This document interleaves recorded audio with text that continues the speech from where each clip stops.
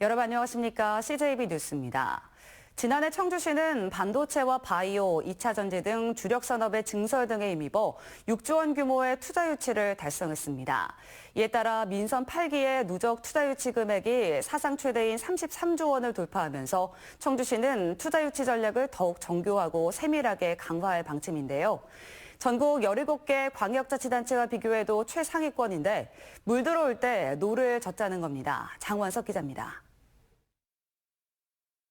SK하이닉스는 지난해 15조 원 규모의 청주 M15X D램 생산 기지와 관련해 인공지능 반도체 수요에 선제적으로 대응하기 위해 5조 원 추가 투입을 발표했습니다. 지역의 바이오와 2차 전지 업체들도 잇따라 산업 경쟁력 강화를 위한 투자 유치를 약속했습니다. 청주시는 지난해 6조 원 규모의 투자 유치에 성공해 전년 대비 30%에 가까운 성장률을 기록했습니다. 지난 2023년 4조 3천억 원이었던 투자 유치 실적이 1년 새 29.8% 늘어나면서 민선 8기 누적 투자 유치 금액은 33조 원으로 사상 최대 실적을 기록했습니다. 청주가 속한 충북을 제외하면 전국 17개 광역단체와 비교하더라도 경기와 충남 다음으로 높은 투자 유치 성과입니다. 청주시는 첨단 산업의 투자 러시 흐름을 지역에 유치하기 위해 4대 투자 유치 전략을 마련했습니다. 첨단 산업 집중 유치와 맞춤형 투자 유치, 산단 조기 분양, 원스톱 지원 강화에 초점을 맞췄습니다. 기존 국가 첨단 단지와 소부장 특구를 활용한 고도화된 산업체 유치를 강화하고 투자 촉진 보조금 등 재정 지원 확대와 전력, 용지, 인력 등 부족한 투자 여건에 대해 기업 맞춤형 정책을 강화합니다. 또 노후된 생산시설로 어려움을 겪는 다른 지역 업체에 대한 공격적인 유치 전략과 투자 기업별 전담 공무원을 배치하는 원스톱 행재정 지원책 마련에 주력할 방침입니다. 청주시에서 전략적으로 키우고 있는 사업이 2차 전지 반도체 바이오 분야인데요. 첨단 기업을 유치해서 청주의 지역 경제를 활성화하고 그다음에 그에 따른 고용 창출을 저희는 기대를 하고 있습니다. 올해 4대 투자 유치 전략을 새롭게 수립한 민선 8기 청주시가 사상 최대 투자 유치 성과를 계속 이어갈 수 있을지 관심이 모아지고 있습니다. CJB 장원석입니다. 청주 최초의 서양식 건물인 탑동 양관의 유네스코 세계문화유산 등재가 한 걸음 앞으로 다가왔습니다. 그동안 양관 1호는 개인 소유의 건물로 등재가 어려운 상황이었는데요. 대한예술장로회, 충북노회와 충청노회가 헌금 활동을 통해 1호관 매입을 추진하기로 했습니다. 김세희 기자입니다. 붉은 벽돌의 기와지붕에 얹어진 독특한 건물들. 청주시 탑동에 위치한 최초의 서양식 건물인 양관입니다. 선교 활동부터 의료봉사, 교육까지 다양한 활동을 위해 1900년대 초 충북 최초의 선교사 민노아 목사가 병원과 학교, 선교사 사택 등 6동을 건립했습니다. 특히 1900년부터 1930년대까지 과도기적 건축 양식을 살펴볼 수 있는 중요한 건축사적 가치를 지니고 있을 뿐 아니라 선진 문물이 유입되는 주요 창구 역할을 해왔습니다. 근대 건축의 양식을 잘 보여주는 중요한 문화유산이기도 하고요.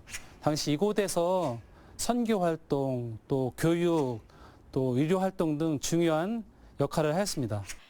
기독교 선교 기주로 당대의 문화와 역사가 잘 보존돼 국가지정 문화재로의 승격과 유네스코 세계문화유산 등재를 앞둔 탑동 양관. 하지만 총 6동 가운데 선교사들의 초기 사택으로 사용됐던 양관 1호는 현재 개인 소유의 건물로 국가문화재와 세계문화유산 등재가 어려운 상황입니다. 이를 위해 양관 1호 매입을 위한 모금운동이 시작됐습니다.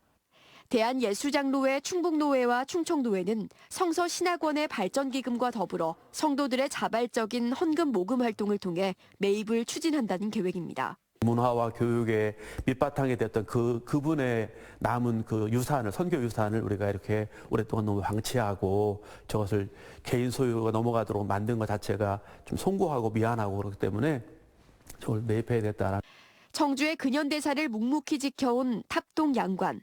세계유산으로서의 가치가 충분한 만큼 이번 모금운동을 통해 매입이 성사될 수 있을지 관심이 모아지고 있습니다. CJB 김세희입니다.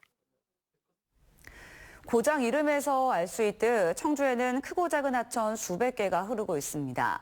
이 가운데 무심천같이 큰 하천은 공원 등이 조성돼 비교적 관리가 잘 이루어지고 있지만 지류는 사정이 그렇지 못합니다. 조금만 방심하면 하천가가 쓰레기장으로 변하는데요. 이런 이유로 청주시 자연보전환경협의회는 매년 청주 하천 지류 200여 곳에서 정화 활동을 펼치고 있습니다. 이민아 기자가 보도합니다. 어디서 떠내려왔는지 모를 스티로폼. 농사를 짓는 과정에서 흘러들어왔을 것으로 추정되는 비료포대와 폐비닐까지 하천변 곳곳에 쓰레기가 널려 있습니다.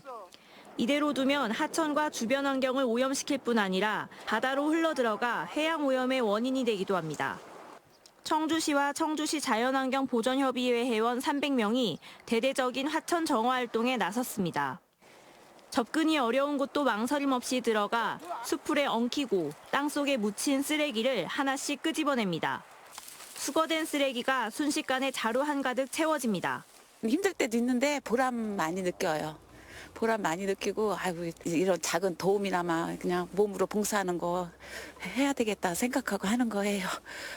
이들의 땀방울이 더욱 값진 이유는 자발적인 동참이기 때문입니다. 2001년 출범한 비영리 민간단체로 1,200명의 회원들이 다양한 환경보호 활동을 이어오고 있습니다. 특히 하천 정화 활동만 10년 넘게 이어오고 있는데 매년 수거하는 쓰레기 양만 30여 톤에 달합니다.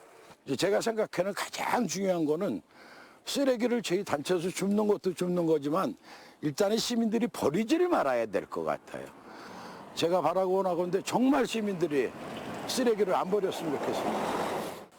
청주시 자연환경보전협의회는 이번 달부터 청주의 4개 구에서 하천 정화 활동을 이어갈 계획입니다. CJB 이민아입니다. 요즘 바다 낚시 인구가 크게 늘면서 어촌 마을마다 낚시객과 어민 간 이런저런 갈등이 끊이질 않고 있는데요. 동해안의 한 마을에서는 낚시객이 바다에 무분별하게 던진 미끼 때문에 조업을 중단하는 일까지 벌어지고 있습니다. 주연방송 김도훈 기자가 취재했습니다. 이른 새벽 출항한 자망어선. 그물을 당기자 형형색색의 반짝거리는 물체가 딸려 올라옵니다. 루어라고 불리는 레저 낚시용 인조 미끼입니다. 가자미를 잡기 위해 하루 전 투망한 그물인데요. 있어야 할 물고기 대신 이렇게 바다 낚시에 사용되는 미끼만 가득합니다. 레저객이 낚시를 하다 어망에 걸려 건져 올리지 못한 것들입니다. 한 번 조업에 나설 때마다 그물에 딸려 올라오는 미끼만 수백 개. 다 떼어내는 데만 며칠이 걸리다 보니 상한 그물이 없어 조업에 차질을 빚을 정도입니다. 특히 인조미끼는 어두운 물속에서 빛을 내도록 만들어져 우럭과 같은 야행성 어류도 잘 안 잡힙니다. 그물에서 이렇게 선별하는 작업도 이게 너무 어려워서 그냥 그물 자체를 그냥 이렇게 칼로 잘라서 루어만 좀 떼내는 실정인데 낚시를 하다 보면 이제 그물에 그 루어가 걸릴 거 아닙니까? 그럼 다른 쪽으로 좀 이동을 해서 이렇게 하시면 되는데. 부표를 띄워 그물이 있는 위치도 표시해 놓았지만 속수무책입니다. 레저객은 정해진 구역 없이 자유롭게 낚시를 할 수 있어 어민 어장에도 쉽게 들어오는 겁니다. 이런 문제 해결을 위해 속초시는 관할 해역에서 비어업인의 문어 낚시를 전면 금지하고 강원 자치도도 어장 내 문어와 해삼, 전복 등의 포획 행위를 단속하고 있지만 일부 어종에 한정되는 데다 선상 낚시 행위 자체는 통제할 수 없어 어민과의 갈등이 끊이지 않는 실정입니다. 낚시하시는 분들도 이런 부분에서 좀 보호받을 수도 있고 우리 어민들도 이제 조업하는 부분에서 이런 부분에서 애로사항이 없게끔 그런 부분을 좀 잘 살펴서 이렇게 좀 만들었으면 좋겠어요, 이걸. 지난해 해양수산부가 추정한 낚시 인구는 1,000만여 명. 건전한 낚시 문화 정착을 위한 제도적인 정비가 시급합니다. 주원뉴스 김도훈입니다. 지난해 하반기 겸직 신고를 한 충청북도의 산하 공직자는 13명인 것으로 조사됐습니다.